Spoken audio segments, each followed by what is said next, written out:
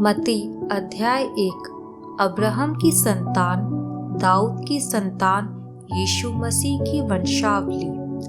Abraham से इसहाक उत्पन्न हुआ, इसहाक से याकूब उत्पन्न हुआ, याकूब से यहूदा और उसके भाई उत्पन्न हुए, यहूदा और तामार से फिरीस व जेरा उत्पन्न हुए, फिरीस से हिस्रोन उत्पन्न हुआ, हिस्रोन से एराम उत्पन्न हुआ, एराम से अमीनादाब उत्पन्न हुआ, अमीनादाब से नहशोन और नहशोन से सलमोन उत्पन्न हुआ, सलमोन और राहाब से बोआज उत्पन्न हुआ, बोआज और रूत से ओबेद उत्पन्न हुआ, और ओबेद से यीशे उत्पन्न हुआ, और यीशे से दाऊद राजा उत्पन्न हुआ, और दाऊद से सुलेमान उस स्त्री से उत्पन्न हुआ जो पहले उरिया की पत्नी थी।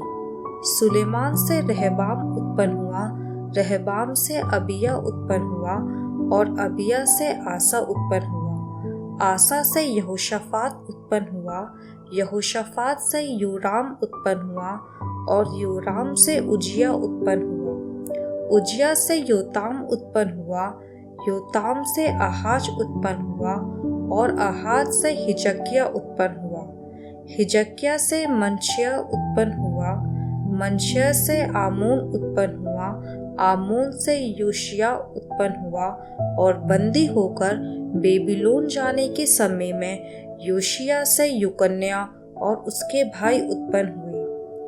बंदी होकर बेबीलोन पहुँचाए जाने के बाद यकुन्याह से शलतियेल उत्पन्न हुआ, और शलतियेल से जरुब्बाबिल उत्पन्न हुआ, जरुब्बाबिल से अबीहूद उत्पन्न हुआ, अबीहूद से इल्याकीम उत्पन्न हुआ, और इल्याकीम से अजोर उत्पन्न हुआ, अजोर से सदोक उत्पन्न हुआ, सदोक से अखीम उत्पन्न हुआ, और अखीम से इलीहूद उत्पन्न हुआ, इलीहूद से एलियाजार उत्पन्न हुआ, एलियाजार से मत्तान उत्पन्न हुआ, और मत्तान से याकूब उत्पन्न हुआ, याकूब से यूसुफ उत्पन्न हुआ जो मरियम का पति था, और मरियम से यीशु जो मसीह कहलाता है उत्पन्न हुआ।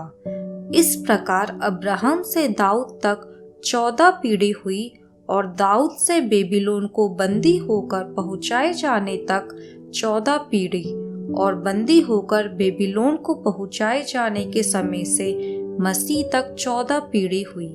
यीशु मसीह का जन्म इस प्रकार से हुआ कि जब उसकी माता मरियम की मंगनी यूसुफ के साथ हो गई, तो उनके इकट्ठा होने से पहले ही वह पवित्र आत्मा की ओर से गर्भवती पाई गई। अतः उसके पति यूसुफ ने, जो धर्मी था और उसे बदनाम करना नहीं चाहता था, उसे चुपके से त्याग देने का विचार किया। जब वह इन बातों के सोच ही में था, तो प्रभु का स्वर्गदूत उसे स्वप्न में दिखाई देकर कहने लगा, हे यूसुफ, दाऊद की संतान, तू अपनी पत्नी मरियम को अपने यहाँ ले आने से मत डर, क्योंकि जो उसके गर्भ में है वह पवित्र आत्मा की ओर से है। वह पुत्र जनेगी, और तू उसका नाम यीशु रखना, क्योंकि वह अपने लोगों को उनके पापों से उद्धार करेगा। यह सब इसलिए हुआ कि जो वचन प्रभु ने भविष्यद्वक्ता के द्वारा कहा था वह पूरा हो। देखो, एक कुंवारी गर्भवती होगी और एक पुत्र जनेगी, और उसका नाम इम्मानुएल रखा जाएगा, जिसका अर्थ है परमेश्वर हमारे साथ। तब यूसुफ नींद से जागकर प्रभु के दूत की आज्ञा के अनुसार अपनी पत्नी को यहाँ ले आया, और जब तक वह पुत्र ना जनी तब तक वह उसके पास ना गया, और उसने उसका नाम यीशु रखा। मत्ती अध्याय 2।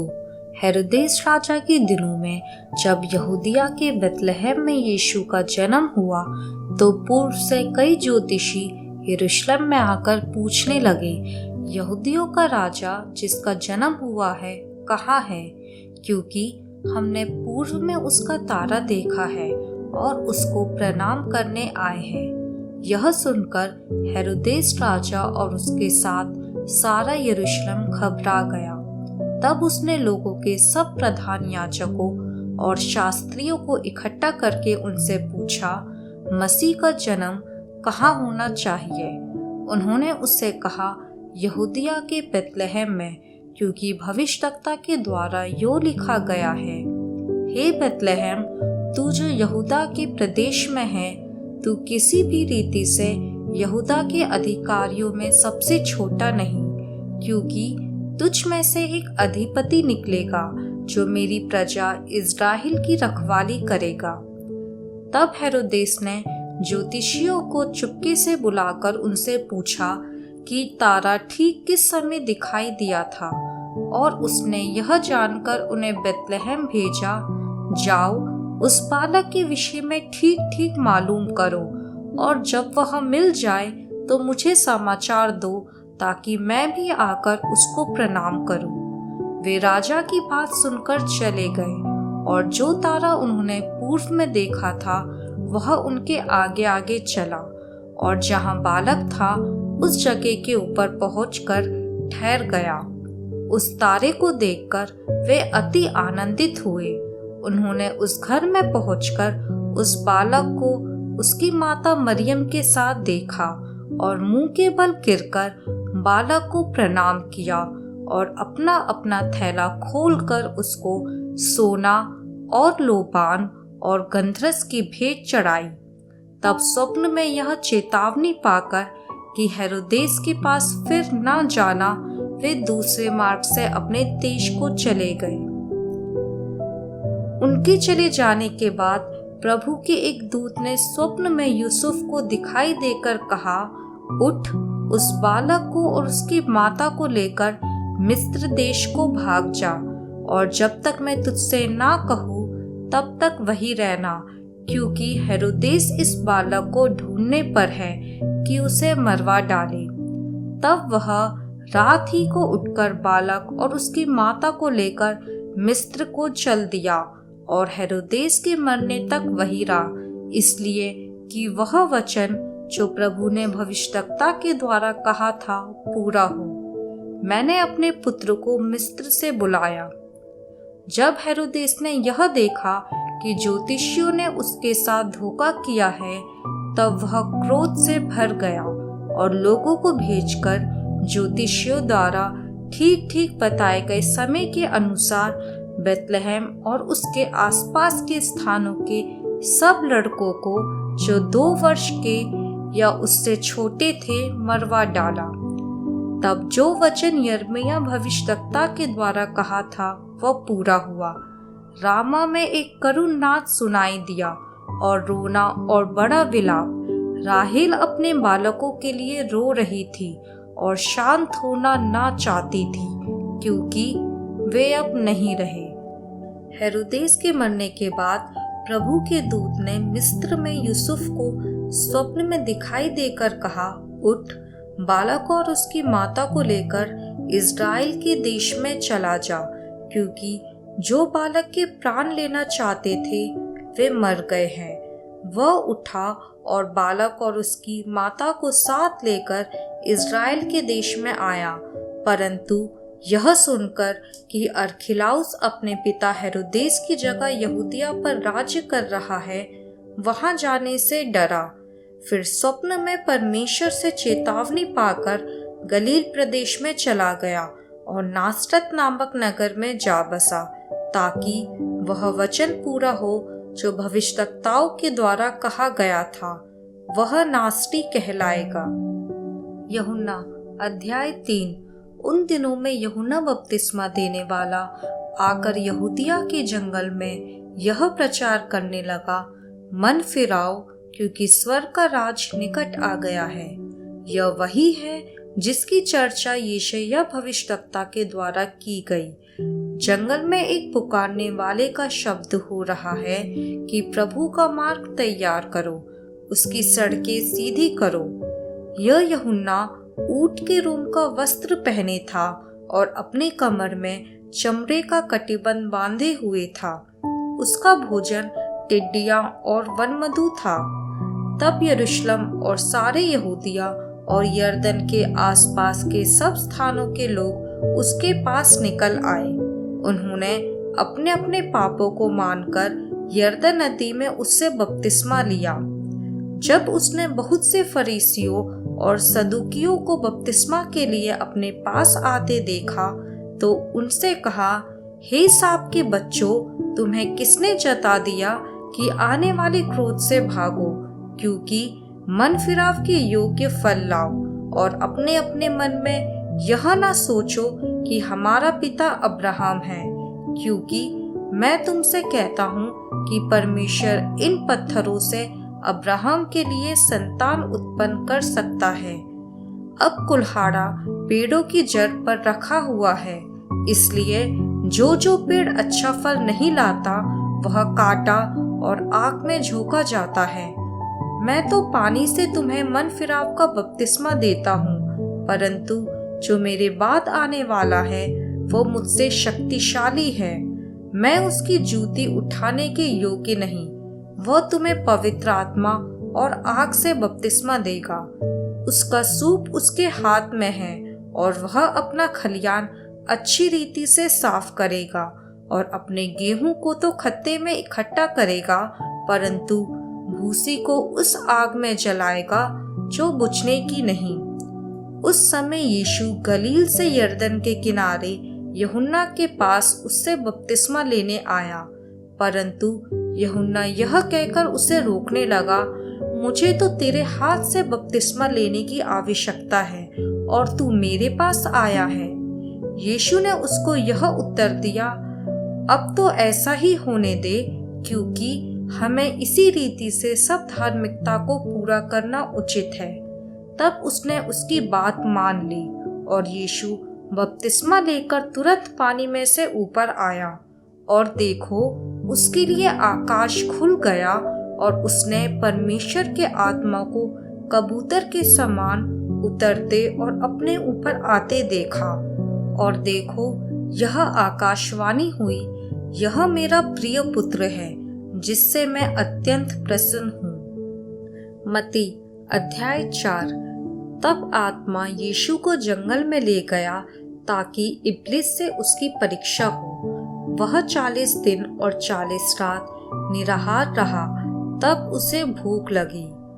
तब परखने वाले ने पास आकर उससे कहा, यदि तू परमेश्वर का पुत्र है तो कह दे कि ये पत्थर रोटियां बन जाए। यीशु ने उत्तर दिया, लिखा है, मनुष्य केवल रोटी ही से नहीं परंतु हर एक वचन से जो परमेश्वर के मुख से निकलता है जीवित रहेगा। तब इब्लिस उसे पवित्र नगर में ले गया और मंदिर के कंगूरे पर खड़ा किया और उससे कहा, यदि तू परमेश्वर का पुत्र है तो अपने आप को नीचे गिरा दे, क्योंकि लिखा है, वह तेरे विषय में अपने स्वर्गदूतों को आज्ञा देगा और वे तुझे हाथों हाथ उठा लेंगे, कहीं ऐसा ना हो कि तेरे पाँव में पत्थर से ठेस लगे। यीशु ने उससे कहा, यह भी लिखा है, तू प्रभु अपने परमेश्वर की परीक्षा ना कर। फिर इब्लिस उसे एक बहुत ऊंचे पहाड़ पर ले गया और सारे जगत के राज्य और उसका वैभव दिखाकर उससे कहा, यदि तू गिरकर मुझे प्रणाम करे तो मैं यह सब कुछ तुझे दे दूंगा। तब यीशु ने उससे कहा, हे शैतान, दूर हो जा, क्योंकि लिखा है, तू प्रभु अपने परमेश्वर को प्रणाम कर और केवल उसी की उपासना कर। तब शैतान उसके पास से चला गया और देखो, स्वर्गदूत आकर उसकी सेवा करने लगे। जब उसने यह सुना कि यूहन्ना बंदी बना लिया गया है तो वह गलील को चला गया और वह नासरत को छोड़कर कफरनहूम में, जो झील के किनारे जबूलून और नप्ताली के देश में है, जाकर रहने लगा, ताकि जो यशायाह भविष्यद्वक्ता के द्वारा कहा गया था वह पूरा हो।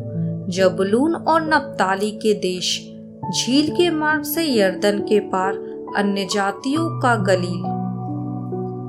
जो लोग अंधकार में बैठे थे उन्होंने बड़ी ज्योति देखी, और जो मृत्यु के देश और छाया में बैठे थे उन पर ज्योति चमकी। उस समय से यीशु ने प्रचार करना और यह कहना आरंभ किया, मन फिराओ, क्योंकि स्वर्ग का राज्य निकट आया है। गलील की झील के किनारे फिरते हुए उसने 2 भाइयों अर्थात शमौन को, जो पतरस कहलाता है, और उसके भाई अंद्रियास को झील में जाल डालते देखा, क्योंकि वे मछुए थे। यीशु ने उनसे कहा, मेरे पीछे चले आओ, तो मैं तुमको मनुष्यों के पकड़ने वाले बनाऊंगा। वे तुरंत जालों को छोड़कर उसके पीछे हो लिए। वहां से आगे बढ़कर यीशु ने और 2 भाइयों अर्थात जब्दी के पुत्र याकूब और उसके भाई यूहन्ना को देखा। वे अपने पिता जब्दी के साथ नाव पर अपने जालों को सुधार रहे थे। उसने उन्हें भी बुलाया। वे तुरंत नाव और अपने पिता को छोड़कर उसके पीछे हो लिए। यीशु सारे गलील में फिरता हुआ उनके आराधनालयों में उपदेश करता और राज्य का सुसमाचार प्रचार करता और लोगों की हर प्रकार की बीमारी और दुर्बलता को दूर करता रहा। और सारे सीरिया देश में उसका यश फैल गया और लोग सब बीमारों को, जो नाना प्रकार की बीमारियों और दुखों में जकड़े हुए थे और जिनमें दुष्टात्माएं थी, और मिर्गी वालों और लकवे के रोगियों को उसके पास लाए और उसने उन्हें चंगा किया। गलील और दिकापुलिस, यरूशलेम, यहूदिया और यरदन नदी के पार से भीड़ की भीड़ उसके पीछे हो ली। मत्ती अध्याय 5। वह इस भीड़ को देखकर पहाड़ पर चढ़ गया और जब बैठ गया तो उसके चेले उसके पास आए और वह अपना मुंह खोलकर उन्हें यह उपदेश देने लगा, धन्य है वह जो मन के दीन है, क्योंकि स्वर्ग का राज्य उन्हीं का है। धन्य है वे जो शोक करते हैं, क्योंकि वे शांति पाएंगे। धन्य है वे जो नम्र है, क्योंकि वे पृथ्वी के अधिकारी होंगे। धन्य है वे जो धार्मिकता के भूखे और प्यासे हैं, क्योंकि वे तृप्त किए जाएंगे। धन्य है वे जो दयावंत है, क्योंकि उन पर दया की जाएगी। धन्य है वे जिनके मन शुद्ध है, क्योंकि वे परमेश्वर को देखेंगे। धन्य है वे जो मेल कराने वाले हैं, क्योंकि वे परमेश्वर के पुत्र कहलाएंगे। धन्य है वे जो धार्मिकता के कारण सताए जाते हैं, क्योंकि स्वर्ग का राज्य उन्हीं का है। धन्य हो तुम जब मनुष्य मेरे कारण तुम्हारी निंदा करे और सताए और झूठ बोल बोलकर तुम्हारे विरोध में सब प्रकार की बुरी बात कहे। तब आनंदित और मग्न होना, क्योंकि तुम्हारे लिए स्वर्ग में बड़ा फल है। इसलिए कि उन्होंने उन भविष्यवक्ताओं को जो तुमसे पहले थे इसी रीति से सताया था। तुम पृथ्वी के नमक हो, परंतु यदि नमक का स्वाद बिगड़ जाए तो वह फिर किस वस्तु से नमकीन किया जाएगा? फिर वह किसी काम का नहीं, केवल इसके कि बाहर फेंका जाए और मनुष्यों के पैरों तले रौंदा जाए। तुम जगत की ज्योति हो। जो नगर पहाड़ पर बसा हुआ है वह छिप नहीं सकता, और लोग दिया जलाकर पैमाने के नीचे नहीं परंतु दीवट पर रखते हैं, तब उससे घर के सब लोगों को प्रकाश पहुंचता है। उसी प्रकार तुम्हारा उजियाला मनुष्यों के सामने ऐसा चमके कि वह तुम्हारे भले कामों को देखकर तुम्हारे पिता की जो स्वर्ग में है बड़ाई करे। यह न समझो कि मैं व्यवस्था या भविष्यद्वक्ताओं की पुस्तकों को लोप करने आया हूँ। लोप करने नहीं परंतु पूरा करने आया हूँ, क्योंकि मैं तुमसे सच कहता हूँ कि जब तक आकाश और पृथ्वी टल न जाए तब तक व्यवस्था से एक मात्रा या एक बिंदु भी पूरा हुए नहीं टलेगा। इसलिए जो कोई इन छोटी से छोटी आज्ञाओं में से किसी एक को तोड़े और वैसा ही लोगों को सिखाए, वह स्वर्ग के राज्य में सबसे छोटा कहलाएगा। परंतु जो कोई उन आज्ञाओं का पालन करेगा और उन्हें सिखाएगा, वही स्वर्ग के राज्य में महान कहलाएगा। क्योंकि मैं तुमसे कहता हूँ कि यदि तुम्हारी धार्मिकता शास्त्रियों और फरीसियों की धार्मिकता से बढ़कर ना हो तो तुम स्वर्ग के राज्य में कभी प्रवेश करने ना पाओगे। तुम सुन चुके हो कि पूर्व काल के लोगों से कहा गया था कि हत्या न करना, और जो कोई हत्या करेगा वह कचहरी में दंड के योग्य होगा। परंतु मैं तुमसे यह कहता हूँ कि जो कोई अपने भाई पर क्रोध करेगा वह कचहरी में दंड के योग्य होगा, और जो कोई अपने भाई को निकम्मा कहेगा वह महासभा में दंड के योग्य होगा। और जो कोई कहे अरे मूर्ख, वह नरक की आग के दंड के योग्य होगा।